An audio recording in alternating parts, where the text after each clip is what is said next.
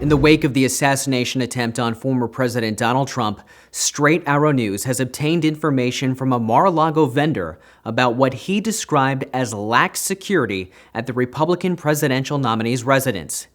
SAN granted the vendor anonymity to protect future employment opportunities. The vendor said there were noticeable differences in security between a fundraiser in May when Trump was the presumptive nominee and an event in 2020 when Trump was president. In May, the vendor said he and his team were allowed to enter through the south gate and nobody checked their IDs. He said at an event in 2020, this post was manned by uniformed Secret Service officers. There, our credentials were checked and we were briefly interviewed, and our vehicles were given an initial review. If I recall correctly, there was a canine unit there. Some of our party had to remove gear from their vehicles. One of our party had a multi-tool in his car, and that was confiscated by U.S. Secret Service. After they got through the gate, they had to load their gear into the building.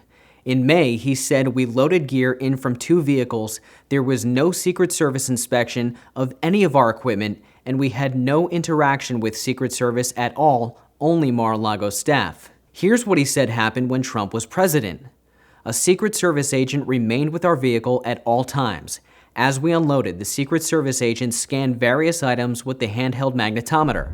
Equipment boxes were opened as requested and scanned. In short, the Secret Service made certain that none of our equipment constituted a possible threat. SAN asked the Secret Service about the difference in security posture and did not receive a response.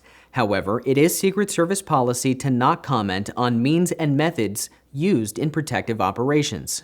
But we do have some insight into how the area around the compound is protected. Mar-a-Lago means from sea to lake in Spanish, so the operation includes personnel from the Secret Service, Palm Beach Sheriff's Department, and the United States Coast Guard. Here's what happens when Trump is present.